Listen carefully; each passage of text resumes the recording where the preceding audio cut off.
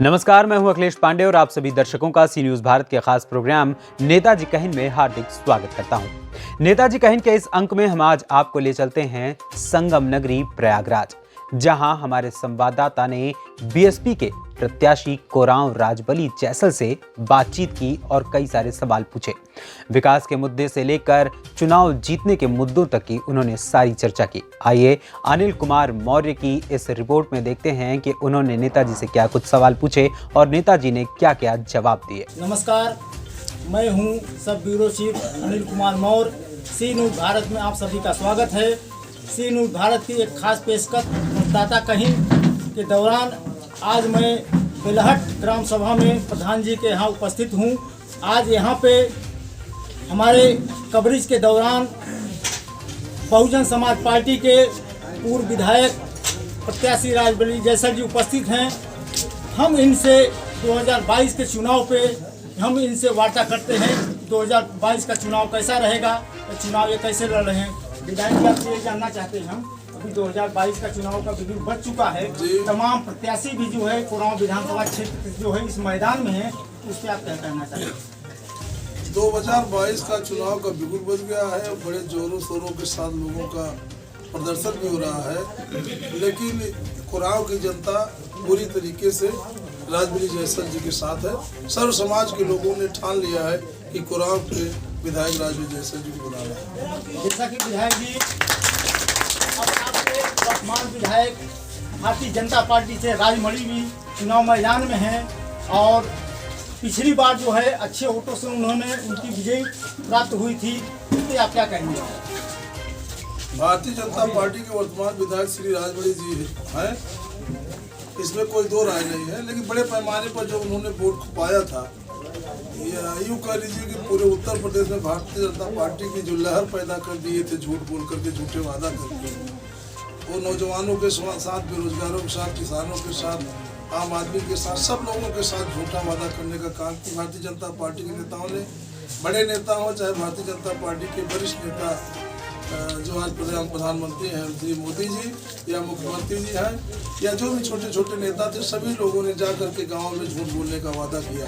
पूरे झूठ बोल के पुलिंदा खड़ा किया। कहीं बेरोजगारों को रोजगार देने के नाम पे, किसानों के आय को दोगुनी करने के नाम पे, खाद के दाम को कम करने के नाम पे, सारी चीज़ों को, यहाँ तक कि उन लोगों ने तो इतना तक कहा था कि जो इस देश का पैसा काला धन जो बड़े बड़े पूंजीपतियों ने लूट करके विदेशों में जमा किए हैं एक्सिस बैंकों में, उसको ले आकर के हम सबको आप लोगों के खाते में जो जीरो बैलेंस से खाता खोला जाएगा जनहित खाता के नाम से, उसमें 15-15 लाख रुपए हर आदमी को देंगे।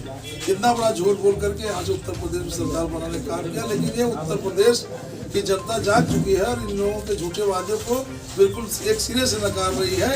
इस बार इनका झूठा वादा नहीं चलेगा। अब पूर्ण बहुमत की सरकार आदरणीय बहन जी उत्तर प्रदेश के मुख्यमंत्री, इस देश का पैसा काला धन जो बड़े बड़े पूंजीपतियों ने लूट करके विदेशों में जमा किए हैं एक्सिस बैंकों में, उसको ले आकर के हम सबको आप लोगों के खाते में जो जीरो बैलेंस से खाता खोला जाएगा जनहित खाता के नाम से, उसमें 15-15 लाख रुपए हर आदमी को देंगे।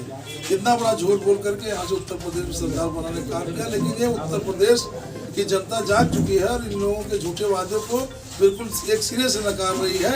इस बार इनका झूठा वादा नहीं चलेगा। अब पूर्ण बहुमत की सरकार आदरणीय बहन जी उत्तर प्रदेश के मुख्यमंत्री बनेंगे, इसमें कोई दो राय नहीं। जैसा विधायक जी क्यों जानना चाहते हैं, जैसे भारतीय जनता पार्टी की सरकार कह रही है सबका साथ सबका विकास, ये भारतीय जनता पार्टी कह रही है ना, लेकिन आम जनता तो देख रही है कि न सबका साथ इनको चाहिए न सबका विकास ही। जब सबका विकास ही नहीं तो साथ कहाँ है।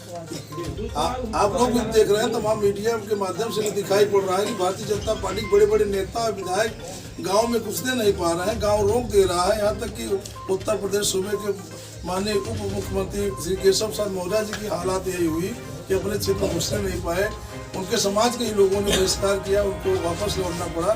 तो इसी तरह से चारों तरफ है कि भारतीय जनता पार्टी के कहीं कहीं तो इसी कोरांव की स्थिति तो यह है कि यहाँ एक तो भारतीय जनता पार्टी की सरकार से भी लोग दुखी है, किसान दुखी है, और नौजवान दुखी हैं। दूसरी तरफ भारतीय जनता पार्टी के जो वर्तमान विधायक हैं श्री राजमणि जी, उनसे तो व्यक्तिगत रूप से इतना ज़्यादा लोग नाखुश हैं कि वो खुद किसी गांव में नहीं जा पा रहे हैं। तमाम जगह पे उनके साथ दुर्व्यवहार किया जा रहा है। सिर्फ इसलिए 5 साल जो राजमणि जैसल ने 10 साल में बड़े पैमाने पर विकास का काम कराने का काम किया था, वो सारे विकास के काम वहीं के वहीं ठप पड़े हैं। आज तक कोई नया विकास नहीं हो रहा है, जबकि हमारे समय जितनी सड़कें बनी थी 742 किलोमीटर लगभग सड़क बनी थी PWD से, वो सारी सड़कें देख रहे होंगे आप चारों तरफ क्षतिग्रस्त पड़ी है। इसलिए बिल्कुल एक सिरे से भारतीय जनता पार्टी को यहाँ की जनता नकार दी है।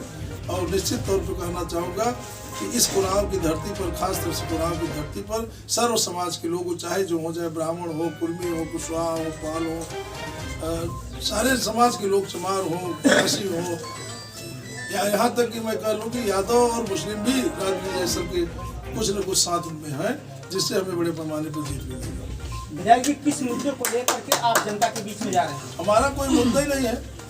मुद्दा हमारा क्या है?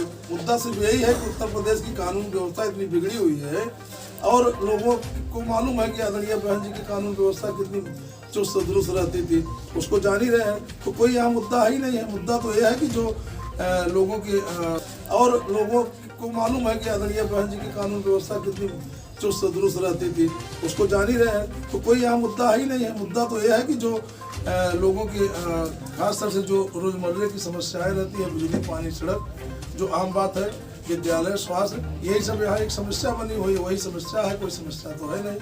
बाकी हमारा क्षेत्र पठारी क्षेत्र, यहाँ हमने तमाम प्रकार से ऐसी योजना लाने का काम किया जो उत्तर प्रदेश में योजना नहीं थी। जैसे उदाहरण के लिए कहा जाए कि प्लास्टिक कूप की योजना हमारे प्रदेश में नहीं थी, लेकिन हम व्यक्तिगत तौर पर आदरणीय बहन जी से मिल करके उस योजना को बनवा करके 1000 प्लास्टिक कूप ले आकर के लोगों को छोटे छोटे मतलब 5 लाख की लागत से कुएं बनवा कर लोगों को सिंचाई की सुविधा उपलब्ध कराया। जो पानी का बहाव था, पानी नहीं रुकता था, उसको भी सिंचाई करने के लिए हमने लगभग सैकड़ों चेक डैम बनवा करके लोगों को पानी की सुविधा प्रदान कराने का काम किया। तो विधायक जी, आपका लड़ाई या आपका टक्कर किससे है? हमारी लड़ाई या टक्कर क्या, अब वैसे तो कहा जाए कि 50% तो हम अकेले रहेंगे। अब उसके बाद दूसरे नंबर की लड़ाई लोग लड़ रहे हैं, तो दूसरे नंबर की लड़ाई हमारी नज़र से जो दिखाई पड़ रहा है भारतीय जनता पार्टी लड़ेगी दूसरे नंबर। सपा लड़ेगी। बहुत बहुत धन्यवाद विधायक जी। सी न्यूज़ भारत में आपका जो है, आप हमारे साथ जुड़े, इसके लिए आपको बहुत बहुत धन्यवाद। फिलहाल नेताजी कहिन के इस अंक में इतना ही। देश दुनिया की तमाम खबरों के लिए देखते रहें सी न्यूज़ भारत। हर खबर आपके साथ, आपके हाथ।